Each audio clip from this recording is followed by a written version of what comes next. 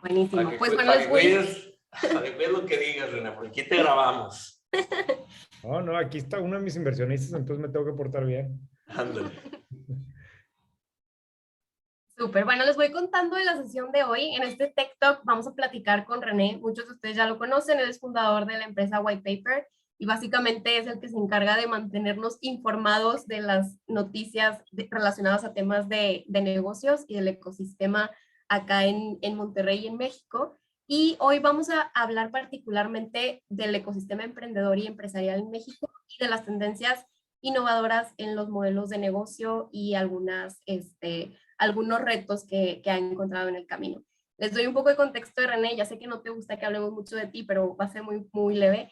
Él tiene experiencia, estuvo trabajando como CIO en Banregio y actualmente es el fundador de White Paper. Su experiencia es en temas de innovación, desarrollo de nuevos modelos de negocio, transformación digital y pues todo el tema relacionado a experiencia de clientes. No sé si me pasó algo, René. ¿Te gustó? No, nada. Más que Súper. Perfecto.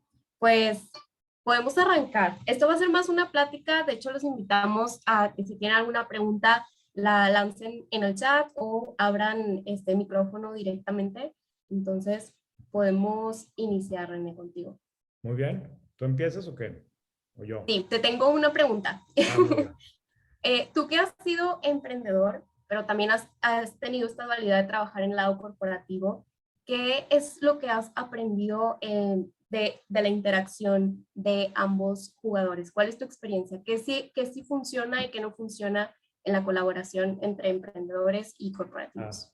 Fíjate, a ver, es un tema importante. Yo tengo una carrera un poco peculiar porque yo fui primero emprendedor y me tocó varios años estar por mi lado arrancando cosas. Y luego ya más grande fui a dar a una empresa, en este caso Banregio, ahí con Manuel. Y entonces yo como que llegué tarde a meterme a un organigrama, a una empresa medianamente grande, etcétera, ¿no? Y, y me impresionó mucho, y yo lo sigo viendo ahorita les explico por qué, cómo yo como emprendedor tenía verdaderamente muy poco conocimiento de lo que pasa, lo que vive realmente una empresa, un empleado en una empresa grande, siendo que una de mis empresas vivía de venderle cosas a empresas grandes, ¿no? Pero no, o sea, claramente ni yo lo entendía y para mi sorpresa también el encontrarme con que la gran mayoría de la gente dentro de la empresa grande no entendía para nada lo que estaba pasando afuera desde el punto de vista de la misma mentalidad de las expectativas y los tiempos y demás de los emprendedores. Y ese desconocimiento de los dos lados me parece que es parte de lo que genera un chorro de problemas, ¿no? Y es un tema que creo que no se ha tratado lo suficiente y que la única manera en que van a poder, que podemos trabajar bien en conjunto los startups con las empresas grandes es si nos conocemos mejor y conocemos que las motivaciones son muy diferentes, los tiempos, etcétera, ¿no? Pero yo tengo una infinidad de casos que yo me acuerdo muy bien, por ejemplo, con Advenio, que le tenía que vender a empresas que necesitaba que me compraran, ¿no? Y yo me volvía loco porque yo mandaba una propuesta y me decían, oye, sí está muy interesante. Ah, perfecto, oye, pues la siguiente semana nos vemos y quedamos para la siguiente semana y luego me movían la junta 3 semanas más y yo no podía creer y como que yo no podía entender los tiempos de la empresa y honestamente yo desde fuera lo juzgaba mal diciendo, estos huevones burocráticos. Y luego cuando me toca estar del otro lado, me doy cuenta que yo también adentro de la empresa tenía un jefe con unos objetivos. Entonces, cuando me llegaba alguien por fuera con una propuesta, por más que me gustaba, si no encajaba directamente con mis pendientes y tareas del momento, pues lo tenía que patear. Entonces, yo mismo me convertí en el que me chocaba que me hicieran a mí, ¿no?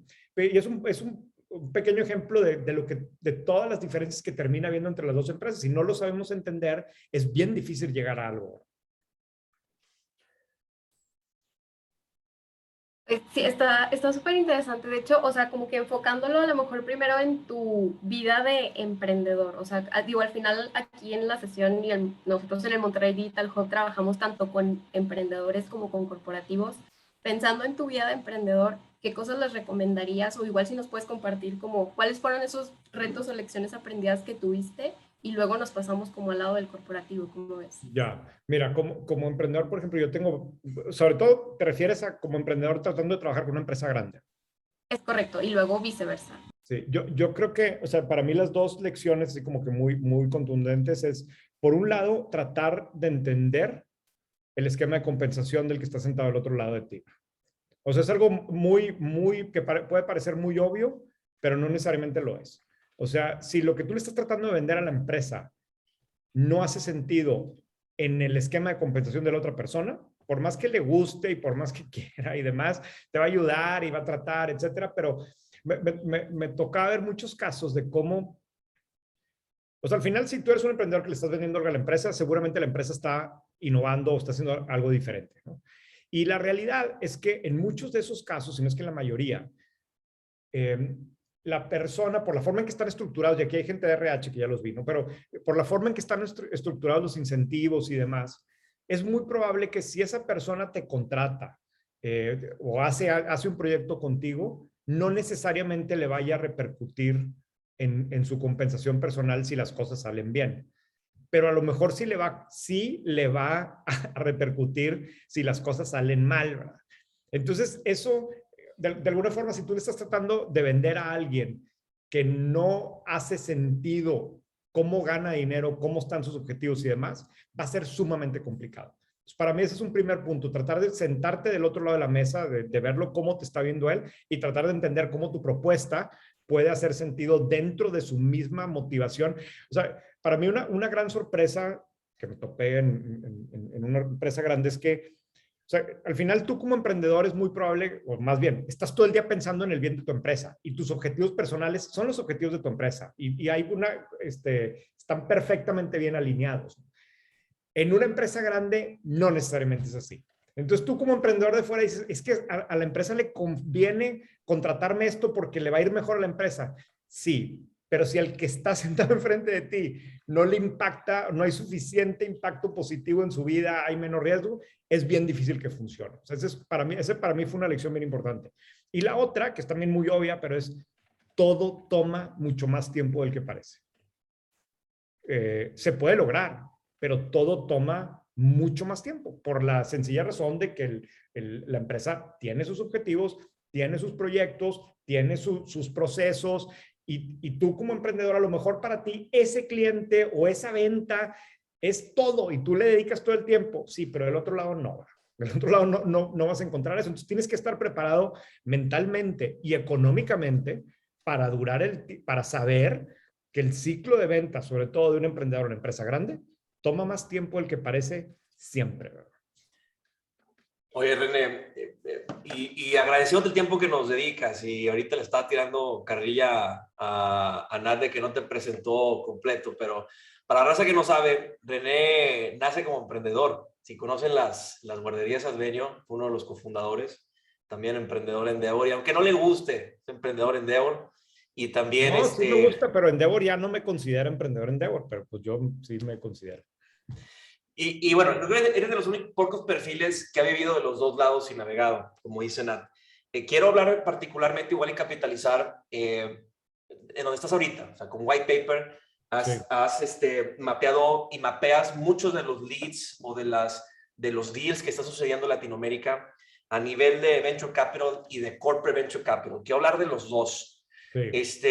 ¿Y por qué no empezamos por la parte de Corporate Venture Capital? Hace como 2-3 años platicábamos sobre el ecosistema de fintech, ¿te acuerdas que platicábamos en un foro? Y hablábamos del futuro de México como un mercado competitivo.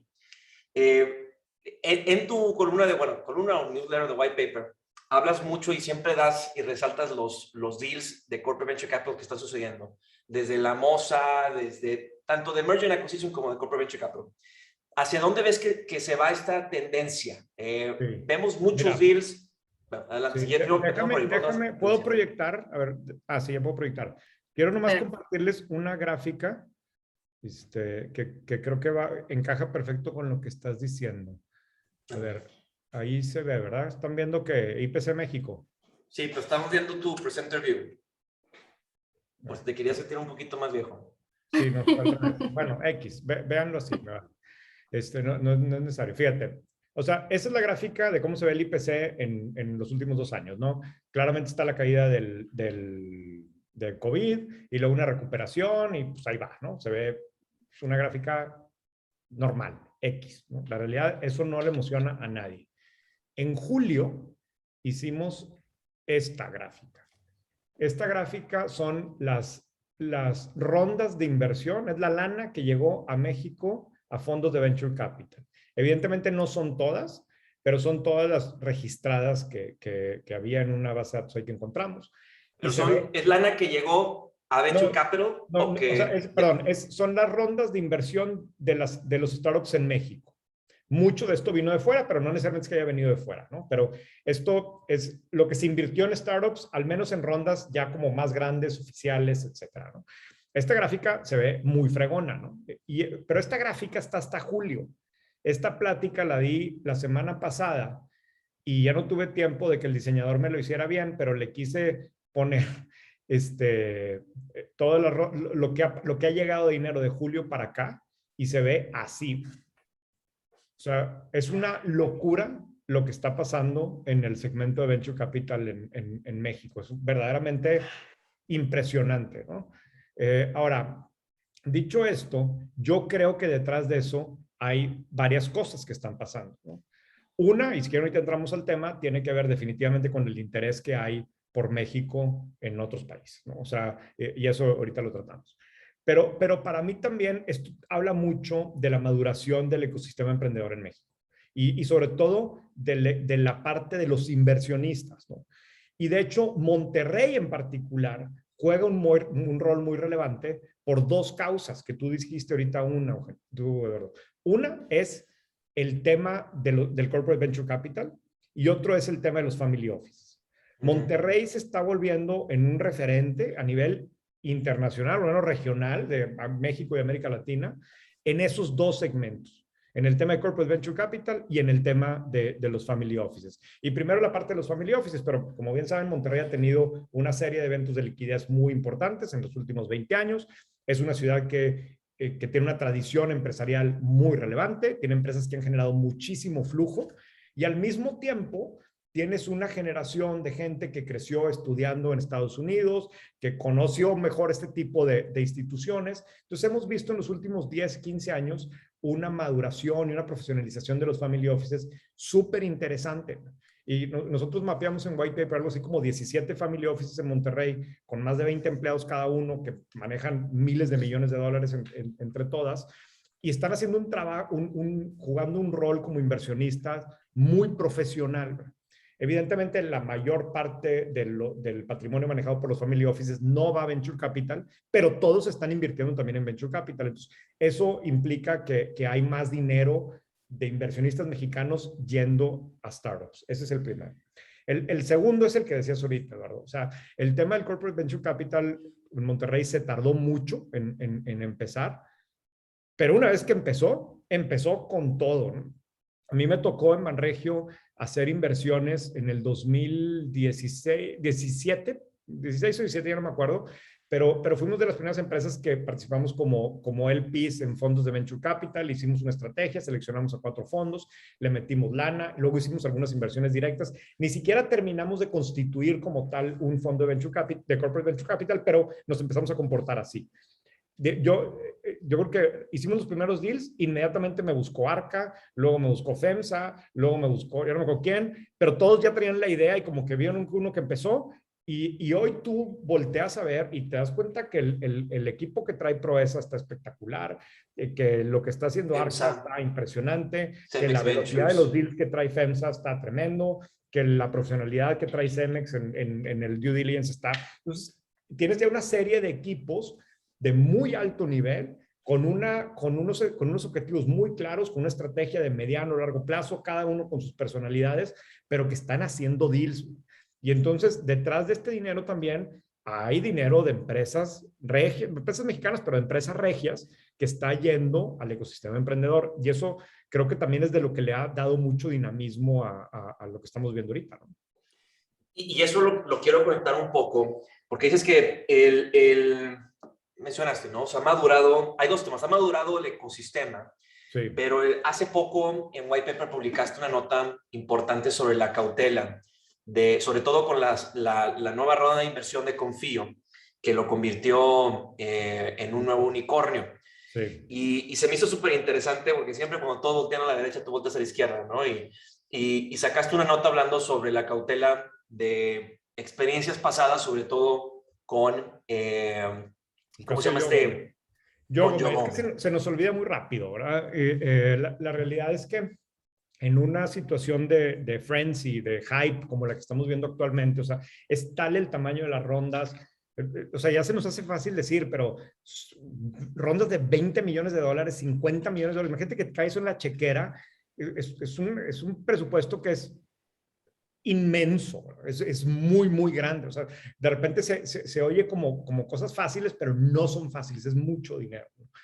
A mí hay algunas cosas que me preocupan, ¿no? Y una tiene que ver con este sentimiento de FOMO, de quiero participar y entonces a veces no hago el due diligence como lo debería de hacer. Y luego cuando eso se mezcla con a veces empresas que están vendiendo cosas que los inversionistas realmente tampoco entienden bien, que de alguna forma, perdón, igual estoy obviando cosas, pero me imagino que conocen del caso de Yogome, quienes leen White Paper lo habrán escuchado, pero Yogome vendía juegos educativos, jueguitos educativos en apps, ¿no?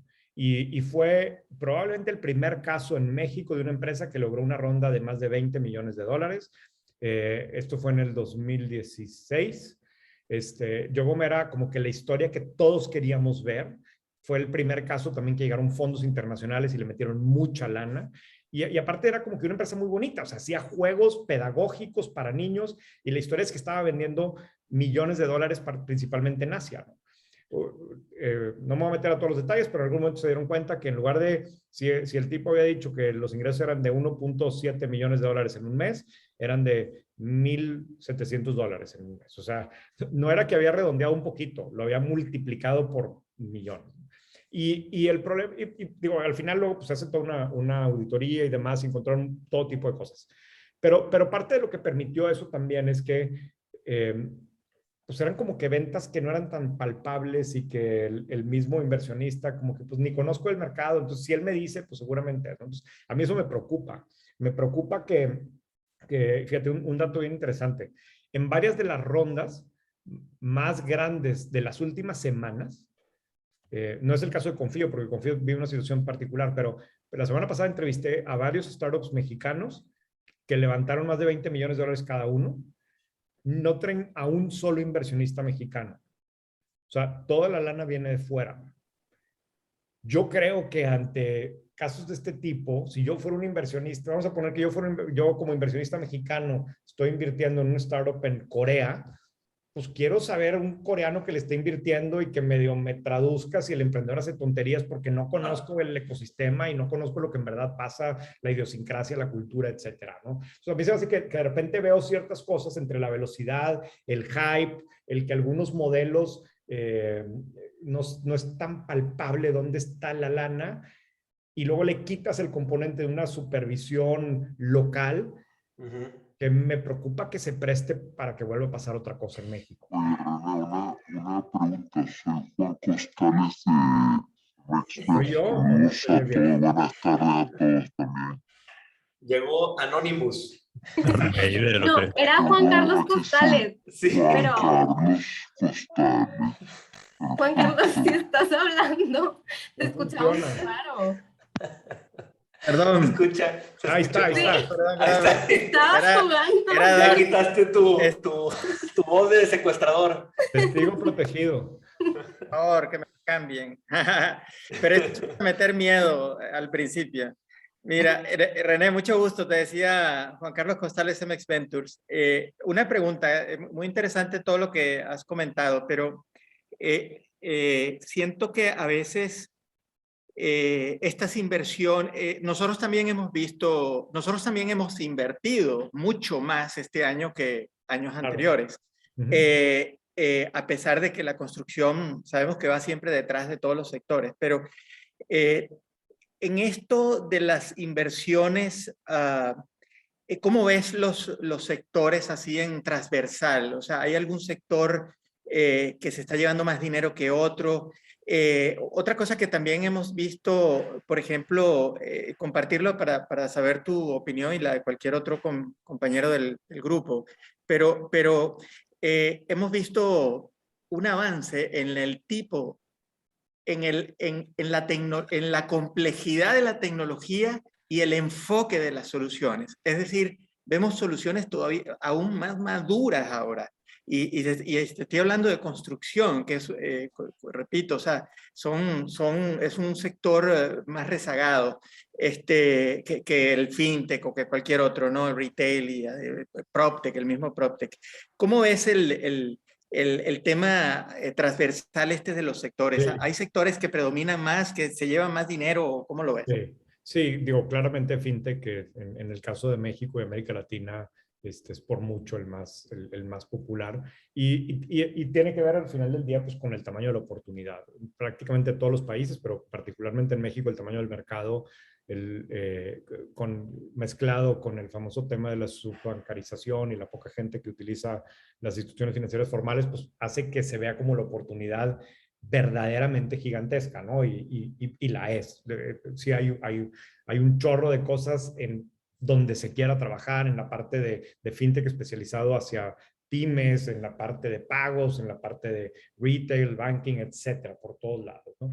A mí la parte de fintech, el único tema que me hace un poco de ruido es que, bueno, son dos temas realmente, ¿no? Que otra vez, ahí está el mercado, no cabe la menor duda, pero la parte que de repente no es tan evidente o quizás de repente me gustaría ver más énfasis en el lado de los emprendedores y de los fondos por entender, es que aunque el mercado es de este tamaño, el mercado de early adopters es como de este tamaño. Entonces sí, tú dices, oye, pues este tipo de producto, esta plataforma para llevar la facturación de manera automática y tener toda visibilidad y ahí le voy a poner crédito y es espectacular y pues es que esto le sirve a todo este mercado y el día de mañana todo este mercado lo va a usar. Sí, nomás que mañana nada más lo van a contratar estos de aquí.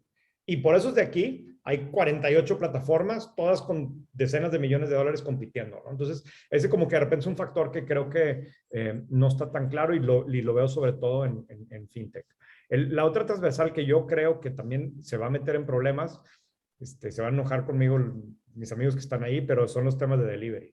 O sea, yo creo que ahí hay un race to the bottom tremendo. Si de por sí nadie ganaba dinero, si de por sí no había márgenes, y todos están compitiendo y parece que la única fórmula es a ver quién entrega más rápido y pues, está bien, o sea, winner take all y van a tronar la mitad y me parecería que es un poco quizás lo que pasó con la fiebre que hubo hace un par de años con los scooters, ¿no? Y de repente aparecieron de la nada y todo el mundo quería scooters y millones de dólares y luego como que desaparecieron. O sea, al final el tema del delivery siempre ha estado y siempre va a existir y cada vez es más relevante y no tengo duda que nos acostumbramos y el súper y lo que tú quieras, pero sí creo que quizás va a venir un momento difícil para algunos de los de delivery. Traen todos mucha lana y pueden aguantar mucho, pero me parece que tienen un reto ahí interesante, ¿no? Yo veo otros segmentos pues que para mi gusto no tienen suficiente atención. Por ejemplo, para mí en el caso de América Latina y México, el tema de educación, de EdTech, es espectacular, ¿verdad? Y sí hay buenas iniciativas, pero ahí sí para que veas que creo que puede haber todavía muchísimas más especializadas en diferentes tipos de público, etcétera, ¿no? El otro que evidentemente es mucho más complejo y que hay muchas iniciativas, pero ninguna es grande o no he visto yo ninguna que parezca que están haciendo algo que llame mucho la atención, que es el tema de salud, ¿no? Que son al final educación y salud dos temas increíblemente necesarios en la región y son más complejos, hay temas regulatorios, etcétera, pero yo creo que ahí hay mucha oportunidad todavía. Gracias. Vamos con una pregunta de Abraham. Vamos contigo, Abraham González. Gracias. Oye, René, una pregunta. Se me hace bien interesante eso que dices de la inversión extranjera, ¿no? O sea, por ejemplo, SoftBank que tiene su fondo aquí en México y justamente estoy leyendo el libro de WeWork, donde la infusión de capital eran billones de dólares, ¿no? Entonces aquí nos impresionamos y las noticias 20, 30, 50, 100, pues nos impresiona mucho el millaje, obviamente, de 100 millones de dólares en LATAM, en México, es enorme versus Estados Unidos. Pero ¿cuál sería una recomendación? O sea, ¿qué se hace ahí? ¿Se educa al público estadounidense o dicen, sabes qué? pues es el 10% de mi capital para invertir y veo qué tal me pega en Latinoamérica. O sea, ¿qué es lo que está pasando? O sea, ¿lo ven realmente como una apuesta o qué pasa? Sí, o sea, al final es la fórmula de venture, así funciona. O sea, saben que son negocios que tienen un alto riesgo, pero que el payback cuando funciona es espectacular. Y entonces cuando ves los economics de América Latina o de México en particular y ves lo que podría pasar con esto, dices, oye, pues por supuesto que me la voy a jugar. O sea, si de por sí es alguien que está acostumbrado a hacer ese tipo de apuestas y dice, oye, acá, digo, vamos a poner un ejemplo, ¿no? Si hoy por hoy alguien invierte en un startup, en un fintech de retail banking en Estados Unidos, la oportunidad que tiene de multiplicar su dinero versus la oportunidad que tiene de multiplicarlo en México, yo creo que es más en México, por la misma necesidad que tiene el país. Y claro, que esto empezó acá 10 años después, ¿verdad? Claro, no, 30 años después, ¿verdad? Y al final, pues el dinero tiene que buscar en dónde va a tener mejores retornos. Y al final pasó algo también de que como por muchos años no hubo nada de dinero aquí para eso. Yo me acuerdo cuando nosotros levantamos lana para la primera empresa, fondos de venture capital yo creo que habría 3, ¿verdad? En México y evidentemente ninguno de los americanos iba a invertir en algo así. Y ahora estamos viendo el caso contrario, empresas en donde los fondos americanos se pelean por entrar y ya no hay ni espacio para los mexicanos, ¿no? Y eso pues fue, o sea, es un momento que hay un cambio que es importante entenderlo. Velo también desde la perspectiva a ver, yo creo que incluso el tema de la pandemia benefició a México en ese sentido. Yo tengo muy presente una plática con fondos de Venture Capital en el 2016 en San Francisco. Íbamos varios emprendedores de América Latina y nos recibieron, de hecho organizada por Endeavor, y nos recibieron fondos de Venture Capital gringos. Y en un tipo que, si mal no recuerdo, era venezolano, de origen venezolano, pero que ya tenía muchos años en Estados Unidos, nos explicó cómo funcionaba la mentalidad de Venture Capital. Estamos hablando hace 5 años, ¿no? Y él nos decía que, mira, o sea, siendo muy honesto, nos decía, yo quiero ser muy honesto con ustedes. Y decía, aquí en San Francisco, hace cuenta que el niño va a la dulcería y tiene todas estas oportunidades y trae su dinero y se lo puede gastar ahí. Y ustedes vienen de América Latina y me dicen, oye, niño, vete a la dulcería que está allá a 5 cuadras y también hay dulces bien padres. Pues dice, güey, ya estoy aquí en la dulcería y pues aquí me lo voy a gastar. Para mí, y él pone el ejemplo, para mí implicaría invertir en ustedes, pues ir a subirme un avión, ir a México, pasar migración, conocer la idiosincrasia, un viaje, meterme, versus voltearme aquí y hablarle por teléfono y vienen y me visitan, ¿no? Era un tema de practicidad, de comodidad y demás. Llega la pandemia, todos estamos trabajando a distancia, empieza a ser irrelevante para esta persona el que el deal lo haga con una persona que está en la cuadra de al lado o está en el país de al lado o 5 países más lejos, ¿no? Entonces yo creo que en ese sentido también benefició a México y a la región el que no tuvieron que viajar porque no podían viajar. Ya no les da flojera para hacerlo y descubren que tienes una generación de emprendedores, muchos de ellos formados en Estados Unidos, que le entienden muy bien al sistema, muy bien conectados, ya con algunos modelos funcionando, que eran capaces de vender la promesa. Recordemos que hay una generación, y digo, creo que Endeavor, no me acuerdo si Endeavor ya lo investigó, pero alguien lo hizo, por ejemplo, el impacto que tuvo la generación de gente que trabajó en línea, y que crecieron en un ritmo de levantar lana y la madre, pues ahí está Kavak, ahí está Luna, Severance, todos salieron de ahí, ¿verdad? Entonces, ya eso es una generación que le tocó empezar empresas en el 2017, 2018, llega la pandemia en el 2020, ya traen cosas interesantes, saben tratar con Venture Capital y ahí está el resultado. Oye, René, hay varios elementos que se den como en patrón en conexión a este flujo de capital hacia México. Y a mí me gustaría como aventurero incluso decir que fueron los mexicanos que se adaptaron al mercado de VC. Y voy a hablar de 3 elementos. El primero es Y Combinator y la influencia que tiene Y Combinator para influir en las rondas de inversión americanas en mexicanos. Y de hecho, los mismos de Green, muchos de los que están ahorita levantando capital están saliendo de esta aceleradora. Sí. El segundo elemento que también veo crítico fue la participación en Endeavor en conectar emprendedores que estaban en proceso de escalamiento y conectarlos con fondos que estaban entrando justo en el proceso a México. Ya estaba, por ejemplo, General Catalyst con participación, ya había algunos como el Banco Interamericano de Desarrollo invirtiendo, pero creo que lo que detonó todo esto fue SoftBank, ¿sí? Pero no sé si hubiera funcionado si no hubieran estos dos actores anteriores trabajando. Igual y le agregaría un cuarto elemento, porque eso ya lo estamos viendo en las nuevas rondas, que es la participación de los CVCs en rondas ya de venture capital. A ver, tienes razón, Eduardo, todos esos, pero se nos olvida el que a nadie nos gusta reconocer. Y fue Peña Nieto con el INADEM. Nos guste o no, el INADEM jugó un rol clave en un momento en México, le metió lana, le bajó el riesgo. O sea, detrás de un side effect del INADEM es que exista Venture Capital en México, ¿no? Y pues no fue mucho, o sea, no fue mucha lana la que se distribuyó, pero sí fue completaron los primeros fondos. Le bajó riesgo, le bajó riesgo al ecosistema.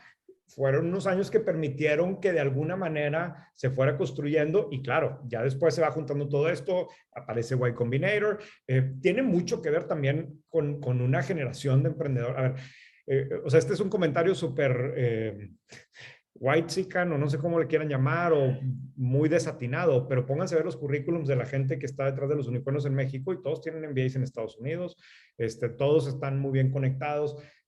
También eso pasó, es un fact, ¿verdad? Y eso permite la conexión más sencilla con Estados Unidos, permite que el fondo de Venture Capital no es lo mismo que se le aparezca enfrente un tipo con un MBA de Stanford y le platique y le diga y tiene más credibilidad. O sea, no estamos hablando de México, pero ve la carrera de Daniel Vélez con Nubank.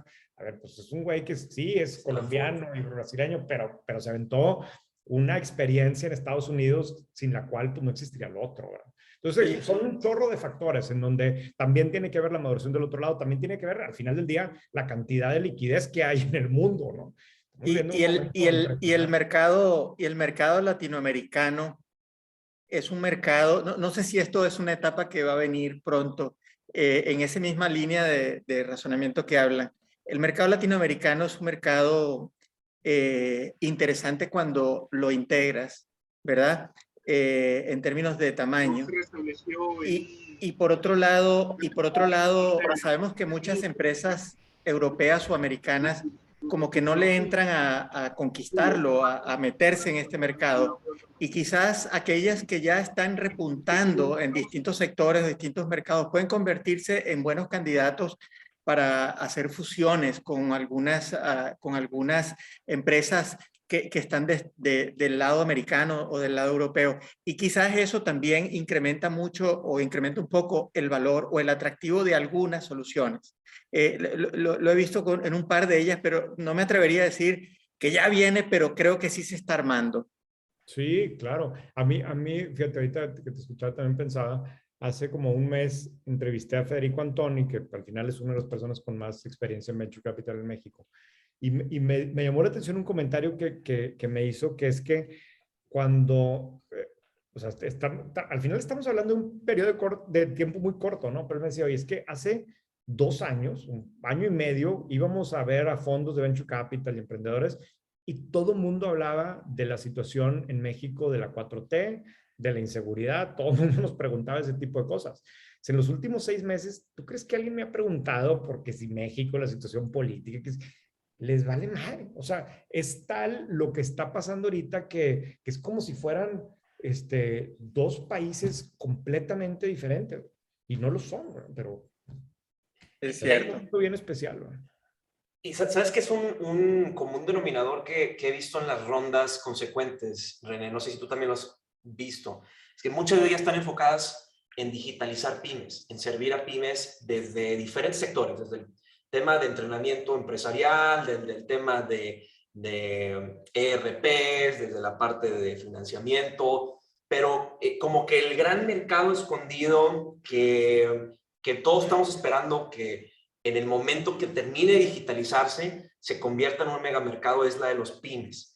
Y ahí me gustaría igual, y no sé si tú tengas algo mapeado de tu lado, de qué tanto, si estamos en realidad enfocándonos, o sea, cuando hablo de pymes me refiero a empresas que no estaban digitalizadas y por causa de COVID se ven forzadas a empezar a ofrecer servicios digitales, desde restaurantes, desde empresas pequeñas y medianas de manufactura, de productos de bienes físicos, ¿no? Que ahora tienen este tipo de necesidad. Pero no sé si estamos sobreestimando la demanda o sobreestimando el mercado, porque prácticamente 3 de cada 5 rondas que veo son enfocadas al sector PYME en México particularmente, ¿no? Sí. Yo creo que a mí, o sea, una cosa que a mí me ha funcionado mejor es tratar de segmentar lo más posible las cosas, ¿no? Entonces, si en lugar de hablar de pymes como tal, hablamos, por ejemplo, de las empresas que hoy se dedican a exportar dentro del subsegmento de pymes. Y luego hablamos de las empresas de los restaurantes, ¿no? Dentro de este tema. Y luego hablamos, por ejemplo, un tema que no es tan visible y que en White Paper le hemos tratado de entrar y cada vez me impresiona más, que es el tema del agro, ¿no? Y el potencial que tiene, más bien el tamaño que tiene agro y el potencial que tiene todavía en México. Y cuando lo ves desde esa óptica y lo vas como que partiendo en diferentes segmentos, tienes toda la razón. O sea, cada uno tiene una serie o está viviendo un momento que en algunos es más que otro, pero de mucho potencial. En la parte de los que están exportando, los proveedores industriales, etcétera, pues no les tengo que decir nada, ¿no? Todos sabemos lo que ha pasado entre Estados Unidos con China. Al final, pues se calmaron las cosas con el tratado. Eso ahí está gigante y lo vemos pues, con la demanda de naves industriales y demás. Pero luego te pasas, por ejemplo, a ver, incluso el de los restaurantes, ¿no? El otro día fui a comer con un restaurantero grande en Monterrey, un tipo que le entiende muy bien a la industria, y me decía, René, todos nos la pasamos diciendo que los restaurantes, la pandemia y la madre. Dime un nombre de un restaurante de los grandes tradicionales que haya cerrado en la pandemia. O sea, que ya no haya vuelto a abrir. Dije, la madre, batallé para encontrar. Claro, hay algunos casos, pero normalmente eran los que ya venían golpeados desde antes. No fue tanto de la pandemia. Entonces, él me lo ponía como ejemplo de cómo tenemos instituciones, organizaciones sólidas, bueno, en estos casos pues, con inversionistas buenos, pero que lograron de alguna forma sobrevivir, ¿no? Y luego te vas a ver lo que está pasando en el tema del agro. Oye, hay una serie de deals que están pasando de empresas americanas que llegan y se asocian con unos güeyes para poner un invernadero en Querétaro de tomates de no sé qué tamaño y le están metiendo tecnología y otros con berries en Guadalajara y hay un dinamismo ahí que no es tan visible, ¿no? Y eso es una de las cosas que más me emocionan a mí en mi trabajo, que me toca andar buscando ese tipo de cosas que están pasando para darlas a conocer y lo hago porque yo mismo me sorprendo de toparte cosas que están pasando que no son visibles, pero que son espectaculares, ¿no? Te pongo el ejemplo, un tipo que resulta que aparte es amigo mío, ¿no? Pero este güey está haciendo baterías para montacargas, ¿no? Y es un negocio que empezó él hace quizás como unos 8 años, y vio una oportunidad con esa industria en particular, las empezó a fabricar, empezó a traer equipo de otros lados. Tú ves esa empresa y no puedes creer que es una empresa regia, industrial, de fábricas, y que está operando con un nivel como una empresa internacional que tiene un nivel de ventas increíble.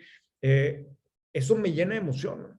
Y simplemente es una generación que está sabiendo cómo adaptar una nueva mentalidad, adaptar herramientas, etcétera, y que se la cree desde el principio en que va a construir empresas en la industria que sea, pero de talla internacional.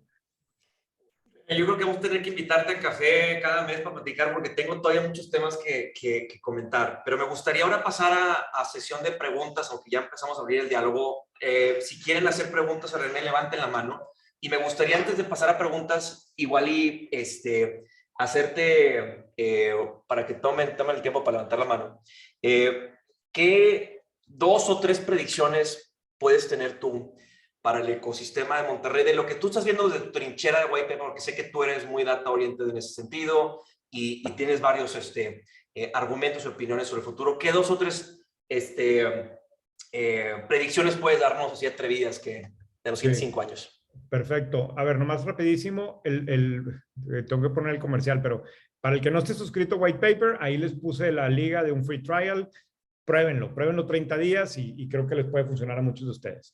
Regresando a tu pregunta, de hecho estoy trabajando en un documento de predicciones para el siguiente año y todavía no lo tengo listo, pero, por ejemplo, hay una tendencia que creo que es súper marcada y que no le hemos sacado suficiente provecho, y que es todo lo que tiene que ver con lo vintage, ¿no? Por ejemplo, yo creo que viene un resurgimiento de las revistas impresas. Tengo una serie de cosas que he estado viendo, no que va a ser una cosa gigantesca, pero que las revistas van a regresar para cierto nicho, etcétera. Y tiene que ver con todo aquello que es coleccionable, a diferencia de lo digital. O sea, al final en lo digital tiene dos características que son muy atractivas en muchos sentidos. Una es que es como ilimitado. Yo me puedo poner a escribir y cabe todas las palabras que quiera, ¿no? Y por otro lado, pues que es inmediato y es universal.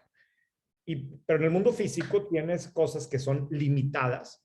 O sea, si yo voy a imprimir algo, el esfuerzo que tengo que hacer para escoger bien, no lo tengo que hacer en el tema digital. Entonces el producto puede terminar siendo de mucho mayor calidad. Y segundo, hay una obsesión por lo coleccionable que es tremendo. O sea, mi hija mayor tiene 18 años y el otro día me estaba contando todo lo que ha tenido que hacer porque quería un disco de vinil de Soda Stereo en vivo, de no sé qué cosa que no hay, y por meses, y juntó lana y lo consiguió. Y esa fiebre yo creo que se va a trasladar también a otros productos, y en particular creo que uno es el tema de las revistas, ¿no? Entonces, vintage. Sí, todo alrededor de lo coleccionable y lo vintage. A ver, Abraham, tú tienes una pregunta y ahorita pienso en otra tendencia. Dale, Abraham. Gracias. Oye, René, hace 2, 3 semanas, ¿no? El nuevo gobernador anuncia que quiere que Monterrey sea el nuevo Silicon Valley. ¿Qué rol debe jugar realmente el gobierno en estos ecosistemas, ¿verdad? Porque yo no creo que sean los más adecuados para darle forma, pero creo que sí tienen un rol o pueden jugar un rol activo. Sí, yo creo que, y esa es una obsesión que yo tengo, evidentemente también pues, soy juez y parte porque me dedico al tema, pero yo creo que se puede lograr demasiado simplemente comunicando bien. Simplemente mandando una imagen, dando los mensajes correctos con los públicos correctos. Creo que el mejor ejemplo, que seguramente muchos de ustedes de aquí ubican, pero es el caso del alcalde de Miami, que agarró su cuenta de Twitter y se la pasó y realmente lo hizo de una forma muy espectacular y ya ha tenido un impacto en la popularidad de Miami para atraer startups, ¿no? Yo creo que eso mismo se puede lograr aquí. O sea, quizás ese es como un ejemplo así muy gráfico y no va a ser nunca lo mismo, pero si tuviéramos un mensaje consistente, bien planeado, con los públicos adecuados, todo el tiempo, sería incluso muy contrastante con el resto de México y creo que haría que más gente volteara a verlo. Yo tengo una obsesión y hay un artículo en White Paper que es al final también de los más leídos, por lo malos que hemos sido en Monterrey en comunicar, ¿no? En mi caso yo hablo específicamente de las empresas grandes. Y se mezcla una serie de cosas alrededor de temores reales desde el punto de vista de seguridad, desde el punto de vista de que no quiero que me voltee a ver AMLO y me ponga un impuesto, hasta cosas más bien como culturales, ¿eh? No quiero que crean que estoy presumiendo, etcétera. Pero ese tipo de actitud, al final del día, que tiene cosas positivas, también tiene muchas cosas muy negativas, ¿no? Regresando acá al tema de las autoridades, yo creo que con que tuviéramos mensajes claros, constantes, que hagan sentido para quien está buscando dónde emprender, para quien está buscando nuevas oportunidades, etcétera, está gran parte de la batalla ganada. Si aparte de eso, ya no te digo incentivos, pero al menos le quitaran trabas o le simplificaran. Hay tantas cosas que se pueden hacer y que no son tan difíciles. Digo, perdón con el comercial, pero hoy en la mañana llevé a mi hijo de 16 años a sacar su licencia en el San Pedro, ¿no? Y pues está el lugar nuevo, está bonito el lugar, pero me impresionó lo bien que me recibió el policía que estaba en la puerta, la señorita de acá, están siguiendo, no han cambiado nada el proceso es el mismo. Simplemente se veía una cosa ordenada y te deja buen sabor de boca. Son cosas relativamente sencillas y al mismo tiempo no tan sencillas. Pero yo, o sea, oyendo tu pregunta, yo pensaría que si el equipo que se dedica a atraer inversión extranjera, a trabajar con la iniciativa privada, etcétera, funciona así, el resultado se va a dar. Gracias, René. Lalo Tocayo Mejía, adelante, bienvenido. Hola, buenas tardes, ¿me escuchan? Sí. ¿Qué tal, René? Oye, antes que nada, muchísimas gracias. La conversación ha sido muy grata, muy objetiva, muy asertiva en muchos de los comentarios que hiciste. Realmente ha sido una hora muy bien invertida. Felicidades, la verdad es que no había tenido la oportunidad de escucharte y te agradezco mucho la plática. En algún momento, a la mitad de la conversación, hiciste una referencia a Confío. Me caí en ese momento y ya no alcancé a escucharla. ¿Cuál era esa referencia? Perdóname, que te haga regresar un poco a esa mitad de la conversación. Pero sí me quedé con esa curiosidad. Sí, no sé, no me acuerdo. Confío, al final es una de las startups, yo creo que en México, que digo, va a aparecer anuncio, pero que al menos a mí en lo personal más me emociona, ¿no? Conozco bien al equipo, conozco súper bien el modelo y sobre todo están trabajando justo en la industria que yo creo que, bueno, no es que sea la que más impacto, pero es una de las que más impacto más rápidamente puede tener. No me acuerdo qué más hablamos de Confío en su momento. Digo, como todo tiene el mismo reto, independientemente de que es un segmento que está cada vez más competido y donde diferenciarse con producto cada vez va a ser más difícil, tienen el reto pues, coincide que justo antes de esta llamada entrevisté al CFO de Confío y hablábamos de cómo el verdadero reto para todas las empresas que están en el segmento, más allá de ver que tienen muchos competidores, porque los tienen, es que es como la indiferencia y la inercia misma del mercado, ¿no? O sea, que tú realmente vayas y apliques para un crédito, vayas y solicites una tarjeta de crédito o empieces a utilizar alguna de sus herramientas, porque eso es, aunque a nivel racional como que hace sentido, a la hora de la hora todos medio lo posponemos y te da flojera y demás, ¿no? Pero bueno, estos güeyes están muy bien financiados, entonces debieran de poder aguantar el tiempo que sea necesario para llegar, ¿no? Ya, muy bien. Te preguntaba porque yo sé de primera mano, al final tengo ahí algunos contactos, no directamente en Confío, pero están haciendo ahorita, están cerrando un due diligence y están haciendo una operación importante de cierta adquisición y por eso me llamaba la atención. La verdad es que yo no tenía mucho conocimiento de Confío como tal hasta antes de esto que yo escuchaba y la mención que tú hiciste. Están apostando fuerte, traen una operación interesante y están intentando colocarse en el mercado de una forma muy rápida, muy dinámica y con productos que yo creo que van a tener cierto valor agregado que va a ser atractivo al público.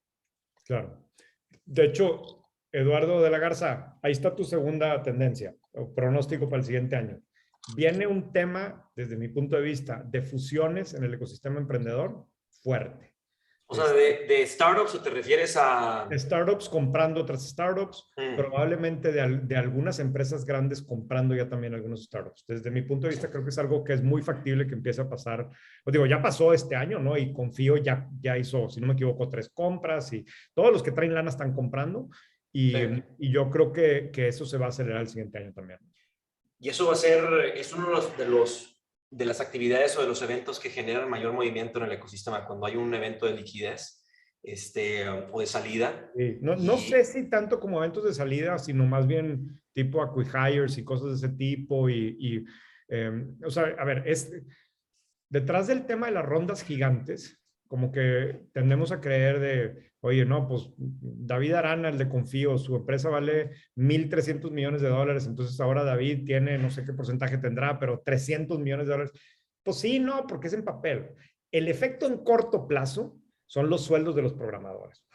Los equipos que están en temas técnicos, digo, Manuel Bernal, no sé si me dejarás mentir o no, pero contratar hoy un equipo técnico va a ser sumamente complicado. O sea, la semana pasada que entrevisté a un startup que acaba de levantar 20 y tantos millones de dólares y me decía, es que yo tenía presupuesto para 25, ahora tengo presupuesto para 50 y les voy a pagar no sé qué tanto. Todo mundo se va a pelear eso. Eso es una cosa muy de corto plazo que está pasando, ¿no? El otro, digo, que también se beneficia, no en la escala de los equipos técnicos, pero son los abogados. Creo que va a haber muchos deals para los abogados. Pero entonces, regresando a tu punto, yo creo que esta demanda por equipos técnicos va a hacer que las startups que están mejor financiadas van a ir a comprar equipos que tienen tecnología. ¿Y no ves que la oferta del mercado, es decir, las universidades, los nuevos neoescuelas de desarrollo de talento, incluyendo el Hub, no podamos mantener el ritmo de desarrollo de talento? No sé, pero es que no creo, güey. Es que es tal también la demanda en Estados Unidos. Acuérdate que pues, al final y con el trabajo remoto va a ser todavía mucho más evidente, pero pues van a venir a contratar de donde, bueno, ya pasa, ¿no? Contratan de donde sea y pues, sí. O sea, yo creo que el impacto bien interesante es el nivel de sueldos para los equipos técnicos. Eso está cambiando y va a cambiar más rápido de lo que parece, ¿verdad? Para cerrar, ya se toca yo por tu pregunta. Para cerrar, No, hombre, ¿de qué? Gracias. Ya toca yo. Para cerrar la sesión, René, pues terminemos con la tercera predicción. Ya me regañaron aquí por Slack de que no hablamos para nada del tema, que eran nuevos modelos de negocios. ¿Por qué no te avientas una predicción de cuáles modelos de negocios en los siguientes 5 años van a ser los más interesantes en México? Puede ser industria, puede ser mercado, lo que tú estás viendo desde tu EdTech. Definitivamente tema de educación y tecnología, o al menos a mí en lo personal eso creo que hay una oportunidad gigante por el tamaño del mercado, por la necesidad que tiene el mercado y al mismo tiempo porque todavía no hay jugadores grandes, ¿no? Entonces, digo, por simplificarte mucho, para mí ese es un tema al que le estoy poniendo atención. 100%. Lamentable que no exista nadie aquí en el foro que le encante el tema de tech. Ya se fue, ahí dejó. Ya se fue, dejó ahí prendida la cámara. Sí. No, muchísimas gracias, René. Tenemos aquí otros 4 minutos. Igual y si alguien más tiene una pregunta, pero te queríamos agradecer. Le recuerdo aquí a la audiencia también que está la liga de White Paper, por si quieren suscribirse. Yo sí estoy suscrito al newsletter y lo uso diario para ver los chismes empresariales de Venture Capital y demás. No, pero aparte creo que es un excelente medio editorial que llena un vacío, ¿no? Abraham, veo que tienes una pregunta adicional. Si quieres, vamos contigo y cerramos. Sí, gracias, René. Oye, nos dabas este consejo como para los emprendedores de venderle el What's in it for me al que te está comprando, pero ¿cuál sería un consejo también para el intrapreneur, ¿no? O sea, esa persona que está conectando, que realmente entiende las propuestas de valor de gente como White Paper o de equipos de alto impacto. ¿Cuál sería ese consejo, a lo mejor no tan obvio, que le podrías dar a un intrapreneur que está enamorado, que le gusta su compañía, etcétera, y que quiere generar más impacto hacia adentro? Es que, perdón que va a ser cero atractiva mi respuesta, pero es exactamente el mismo. Es que o sea, eso que yo vivía desde fuera tratando de vender a la empresa, yo lo vivía también dentro de la empresa queriendo innovar. Porque otra vez, si el proyecto en sí no tenía un impacto real, contundente en la vida del que está del otro lado, así lo tuviera en la empresa, en la vida del que tengo que convencer, y por otro lado, si tiene downside, pues nunca va a funcionar. O sea, necesito encontrarle la fórmula para que sí le impacte positivamente a la otra persona, o al menos le impacte lo suficiente como para compensar el posible downside. ¿Cuál es ese sweet spot, no? Ajá. Sí, es un tema sumamente humano. O sea, a mí, digo, perdón, un ejemplo que me pasaba, ¿no? Pero queríamos hacer un tema de factoraje, ¿no? Hacía un perfecto sentido y vamos a probar un modelo nuevo, súper rápido, fregón, y salíamos de la junta todos bien prendidos. Pero luego le hablas a la persona responsable o que podría ejecutar. Y te dice, sí, claro, mándamelo y mira, y vamos viendo, y oye, pero espérame y esto. Y al final te vas dando cuenta que esa otra persona tiene que cumplir un trabajo en el corto plazo, que si no lo cumple, no se va a ganar su bono. Lo van a regañar. Y por otro lado, si te ayuda con tu proyecto y tu proyecto sí jala, ¿cómo le impacta a él? Y si no jala, ¿cómo le impacta? Es un tema sumamente tonto y obvio, pero al mismo tiempo, it's human nature. Y si 100%. no le damos suficiente importancia, no funciona. René, tendrás unos 5 minutos más porque tenemos una pregunta adicional. Sí. Juan Carlos, bienvenido, consejero del hobby y director de agilidad empresarial en De Acero. Bienvenido, Juan Carlos. Sí, por ahí ya conocemos bien a White Paper. Felicidades y excelente. De Acero es mi cliente corporativo más grande. Es el que tiene gracias. más suscriptores, de hecho. Fíjate que la pregunta que te voy a hacer, y conoces el tipo de empresa como De Acero, pero hay muchos aquí que somos de ese tipo donde venimos de manufactura y entramos a distribución. Y te quería preguntar si en tus predicciones está algún modelo que tiene que ver con la experiencia del cliente, que parece un asunto muy trillado, ¿no? Pero que hay muchos ejemplos de cómo empresas pues, han tenido muchísimo éxito precisamente porque se enfocan en eso, en la experiencia del cliente, que soy algo muy obvio, pero que en México podemos decir que estamos acostumbrados al mal servicio. Sí. En general, muchas empresas y nosotros como usuarios no tenemos buen servicio en muchas situaciones. Entonces, ¿alguna predicción o algo que nos puedas decir que tenga que ver con eso, la experiencia del cliente o un servicio sobresaliente? Sí, tengo una opinión así bien rápida. Bueno, trataré de ser bien rápido. Yo soy consejero en una empresa mediana de retail, ¿no? Y es una empresa que históricamente ha tenido muy buen servicio, en el concepto que todos entendemos de muy buen servicio. Y tú le preguntas a los fundadores y le preguntas, oye, ¿por qué te va bien? Y te van a decir que es por muy buen servicio. Al final, cuando le empiezas a hacer doble clic a las cosas, te das cuenta que lo que nosotros como mexicanos entendemos como buen servicio termina siendo gente amable, ¿no? O gente de buen humor o que te atiende bien.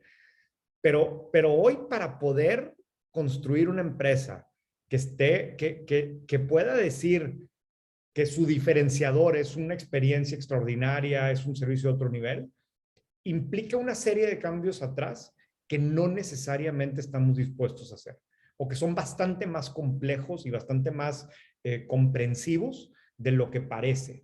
Entonces, regresando a mi ejemplo, con esta empresa ahorita que estamos trabajando, porque decimos, ¿sabes qué? A ver, queremos que verdaderamente lo que decimos lo sea, tiene que empezar por cambiar el sistema de reclutamiento. Si yo no estoy reclutando desde el principio pensando en A, B, C y D con este objetivo, desde ahí ya es puro cuento lo que estoy diciendo. Si luego mi programa de inducción no coincide con A, B, C y D, es puro rollo este cuento. Y luego si mis procesos están pensados más para evitar que me roben y que la madre, no, o sea, no coincide con el mensaje, o al menos donde está la vara actualmente de experiencia de cliente. Y yo creo que va a haber empresas que sí van a ser capaces de lograrlo. Entonces eso va a crear un gap muy grande, porque la mayoría de la gente, cuando oye experiencia de cliente, servicio, sigue pensando en la persona amable, ¿verdad? Y pues está bien, siempre la persona amable cuenta y tiene su valor, pero no, eso ya no es un diferenciador, eso es como un mínimo para empezar a competir, ¿verdad? Entonces, al final sí se puede convertir en un diferenciador y si se convierte en un diferenciador poderosísimo, pero es casi más difícil convertirlo en diferenciador que inventarte una tecnología completamente nueva, ¿verdad? No Gracias. sé si respondo a tu pregunta. Y sabes qué, Juan Carlos, aquí complemento, René, nos hemos dado cuenta en el hub, viendo en experiencia de ustedes y también de nosotros atendiéndolos y también viendo cómo las empresas ven su tema de experiencia del cliente. Normalmente hay un dolor muy particular para el tipo de servicio que estás ofreciendo, que es crítico para tu segmento. Y encontrarlo es en realidad un proceso de customer journeys, ¿no? Donde vas mapeando la experiencia y haces entrevistas. Algo que le robé al buen René como práctica, que en las mañanas, no me acuerdo si lo dijiste en una mentoría, ¿dónde lo dijiste, René? Pero no sé si lo sigues haciendo, que cada mañana le marcas a 1 o 2 clientes para preguntarles cómo está. No en la mañana, pero todos los días hablo con un cliente, en todos los negocios que he estado, incluyendo White Paper. Y creo que hay un tema bien interesante que también creo que es una mega ventaja de los corporativos, el acceso a clientes. El poder marcarle a un cliente y preguntarle qué es lo que le duele es crítico. Fue creo que lo que nos salvó a nosotros como hub, o sea, de sobrevivir la pandemia. Tenemos un modelo muy, muy enfocado a temas de coworking y migrarlo al 100% digital. Todo empezó por hacer preguntas de qué es lo que ahorita te duele. Y eso, al resolverlo, se convierte en lo que hoy conocemos como un Customer Experience, porque lo atiendes, ¿no? Y en el Hub, pues la magia es el equipo, porque en realidad no tenemos plataforma. O sea, usamos Zoom, usamos Slack, usamos correo, pero entendimos muy claramente cuál es eso lo que le duele al cliente, y hemos visto que esas empresas lo hacen también exitosamente. Y bueno, ya estamos con los 5 minutos, René. Agradecerte muchísimo por el tiempo, invitar a toda la comunidad que nos acompañó el día de hoy a que se suman al newsletter, y pues yo creo que hay que volver a hacer esto, ¿no? Porque creo que quedan todavía muchas preguntas, muchas conversaciones, ¿no? Encantado, yo estoy puesto y sí, hay muchos temas para debatir. Muchas gracias. Aquí están en su casa. Gracias a todo el mundo. Bye. Bye, bye. Gracias, bye, bye. Muchas gracias, hasta luego. Gracias, René. Gracias, Claro. equipo. Que tengan buena tarde todos. Gracias a Buenas todos. tardes. Gracias.